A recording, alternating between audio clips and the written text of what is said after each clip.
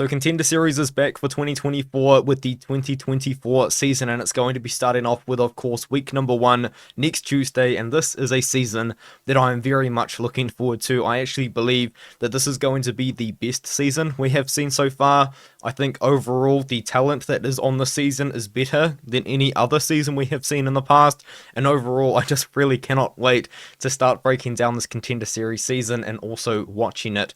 If you haven't seen it before or heard of it, Contender Series is an opportunity for a lot of fighters to get into the UFC by winning one fight in front of Dana White and the matchmakers.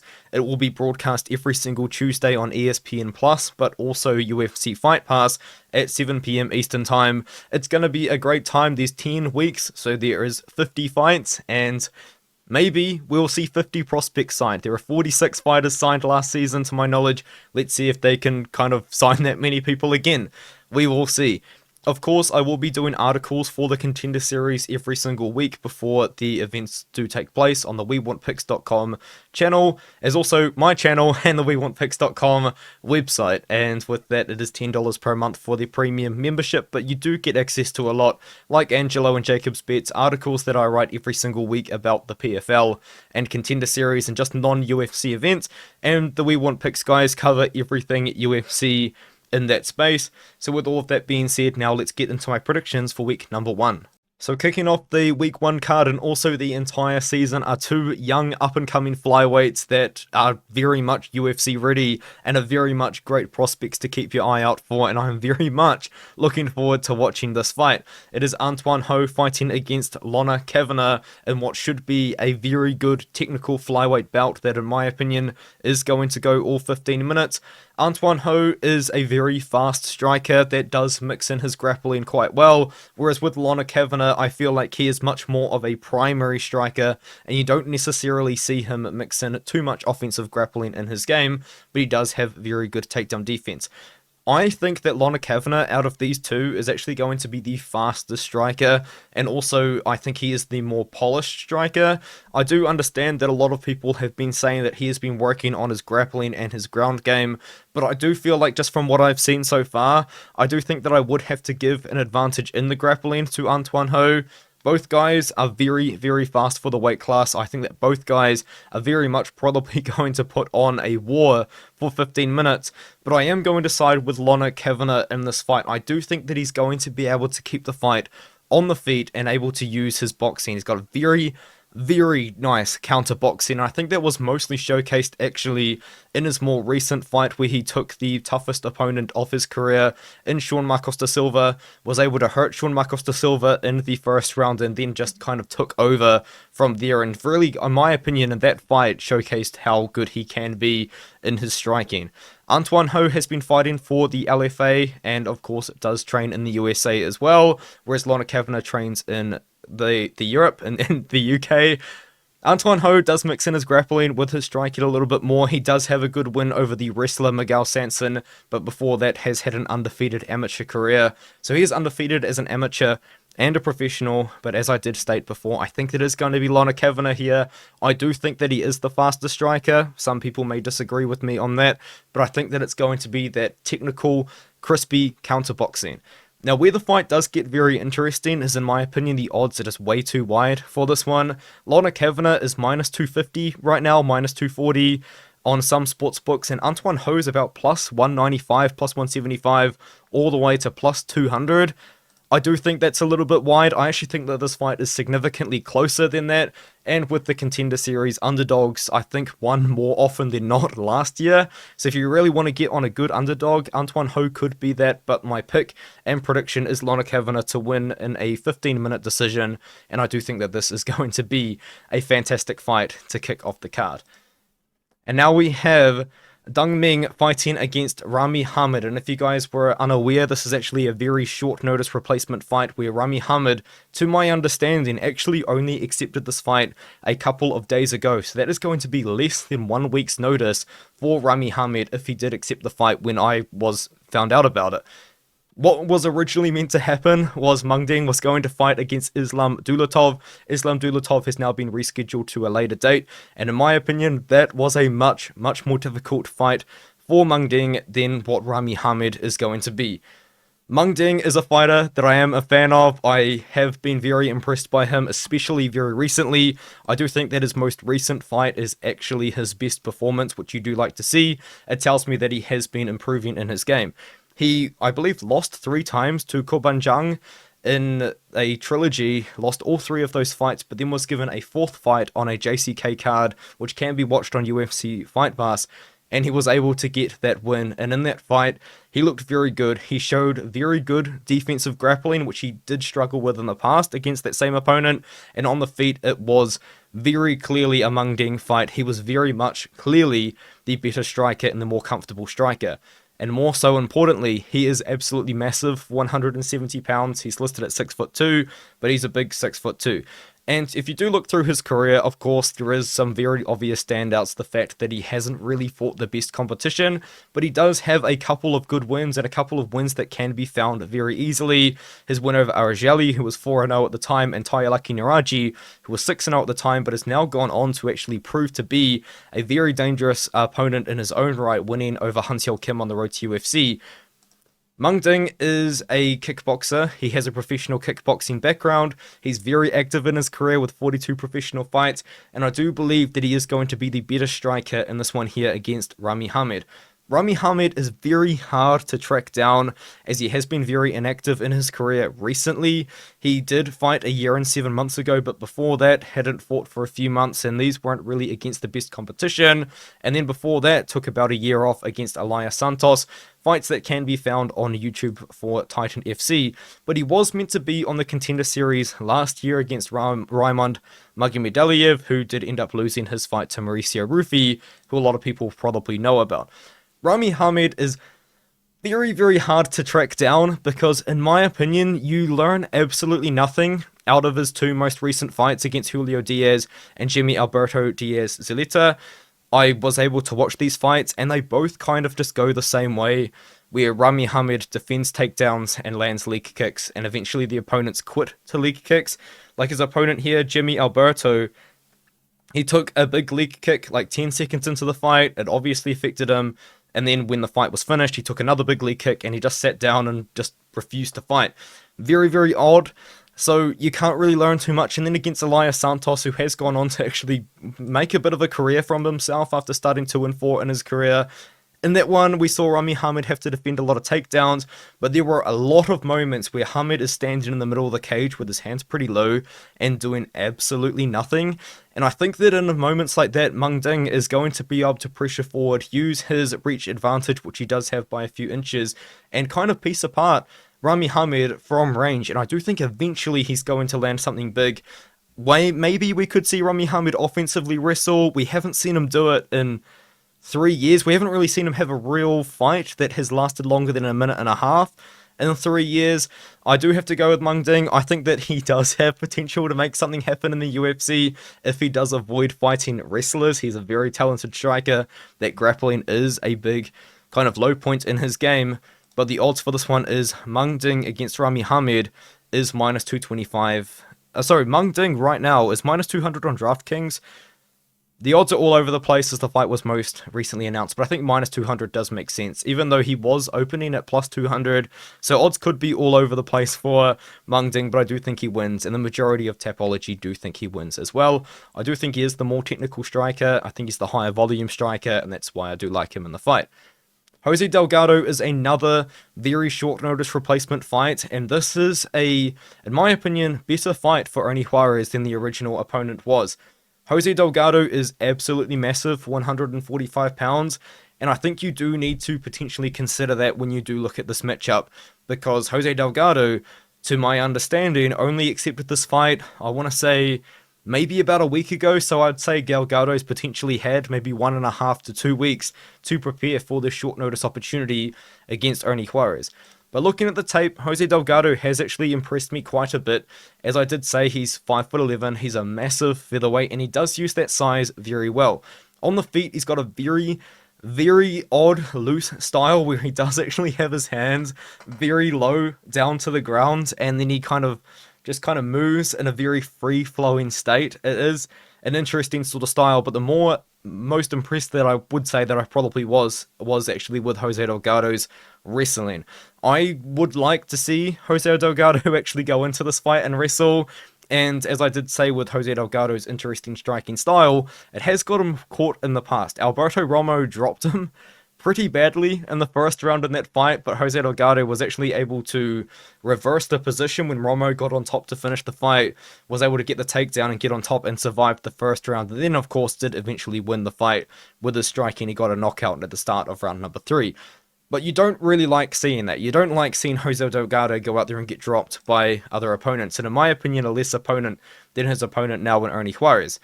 But one thing that I do know about Jose Delgado is that he does have a lot of danger to present on the feet and also will be willing to wrestle as well. Ernie Juarez is an interesting fighter. I did think that his last opponent was going to be a pretty tough one for him in Acaro Brito, just because Acaro Brito, in my opinion, was a much faster striker in general with much better footwork than Jose Delgado. And Ernie Juarez is a decent striker, but I do actually think that the best parts of his game are with his pure grappling. But he doesn't necessarily shoot for as much takedowns as I would personally like to see him do. He is, of course, undefeated in his career, has found a lot of success for Uriah Faber's A1 Combat, which is actually a promotion I'm a big fan of.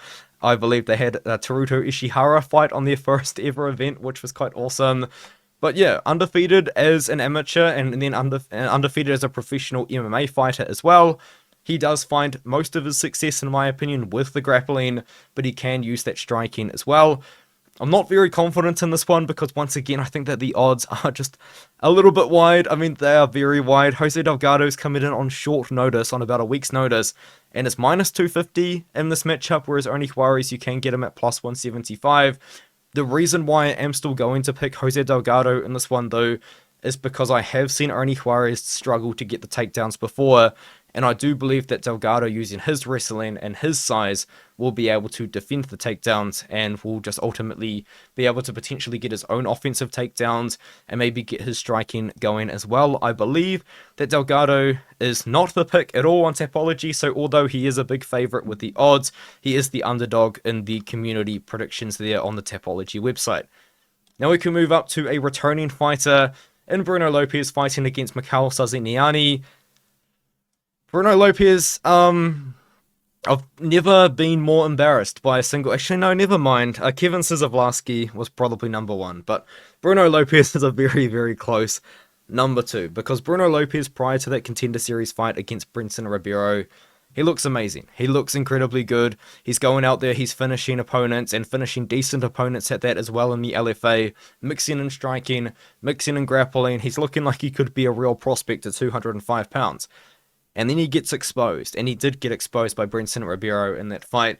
He got exposed as being a slow striker. He got exposed for being a guy that can get sucked into a brawl. He got exposed for being a guy that can get in the pocket and will stay in the pocket for far too long and will just get caught, and that's going to be a problem against Mikheil Sazhiniani.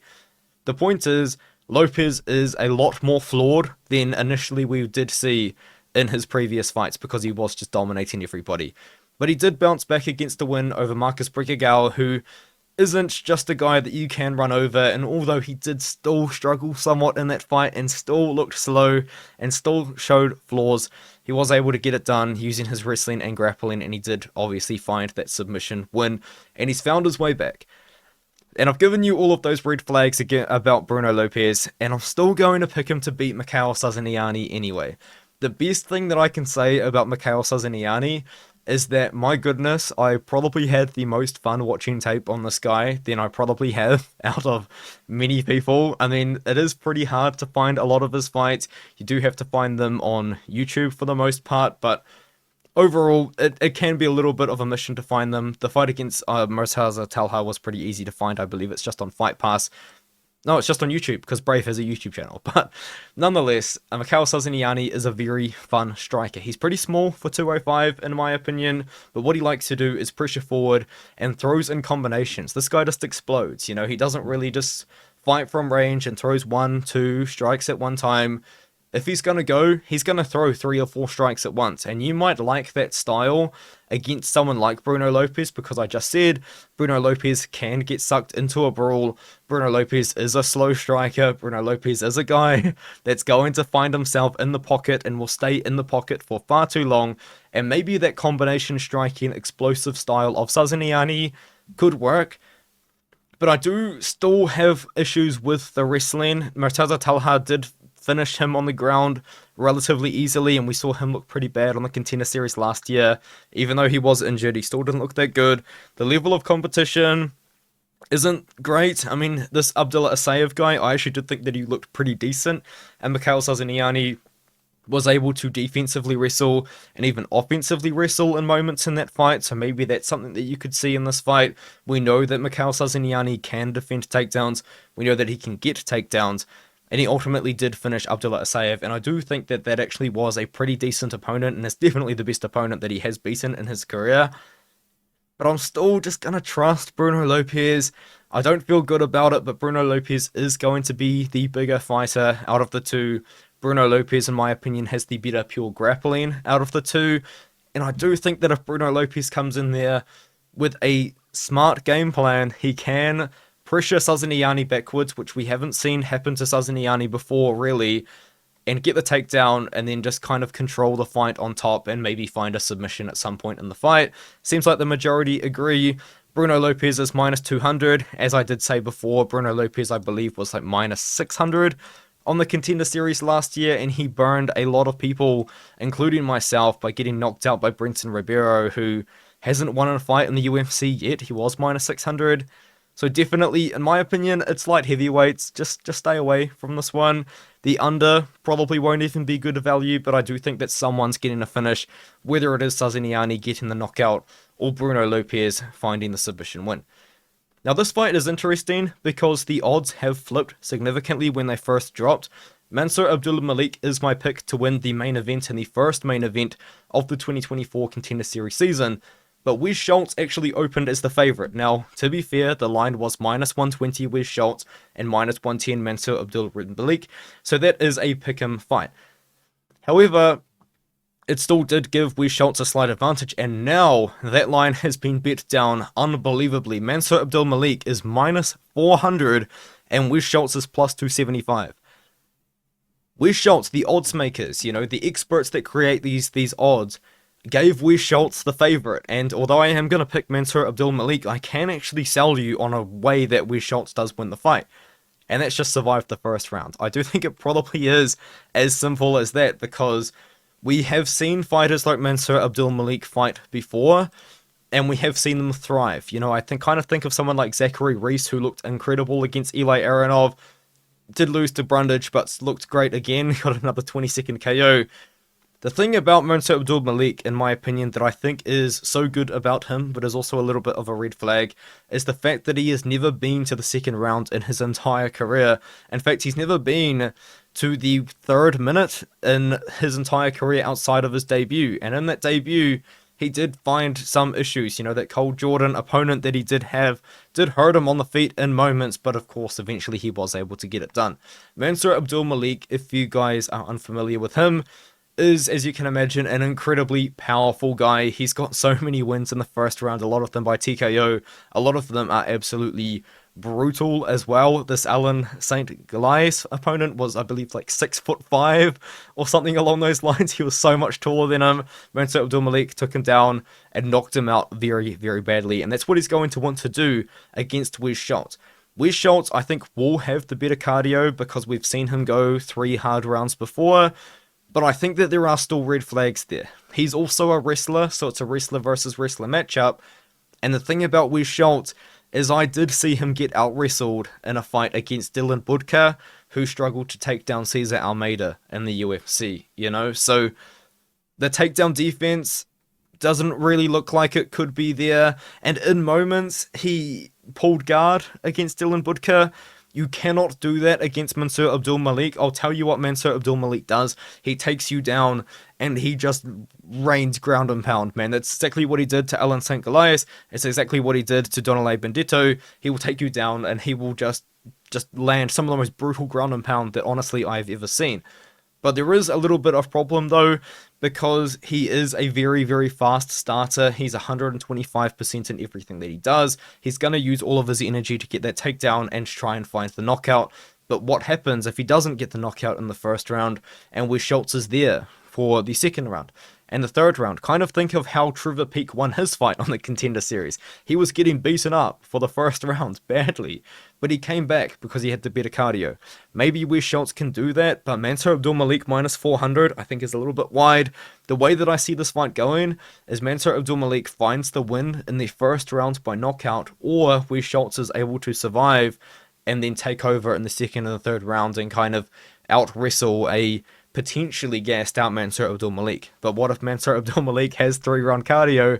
I do think Scultz will be in trouble. I don't like the fact that I've seen Scultz out-wrestled before, and I do think that we are going to see Mansur Abdul-Malik, I apologize, find his win in the Contender series, and with a knockout, he will probably get signed to the promotion. So that is my picks. Unfortunately, of course, it is 5 favorites, but there are definitely some underdog picks coming up, and I do want to emphasize as well, underdogs win on the Contender series. You know, there are really some realistic paths, in my opinion, for big underdogs like Antoine Ho, like Mikheil Sazhiniani, and with Scultz in this matchup. And as well, of course, I did say that I think that Jose Delgado and Ernie Juarez is a bit wide, and if Ernie Juarez can get that wrestling going, maybe we can see Ernie Juarez find a submission or something along those lines like that. But of course, as I did say before, I have picked all 5 favorites for this card. It's going to be a good one though. I think this is one of the better cards of the entire season. I think it's going to be a great one.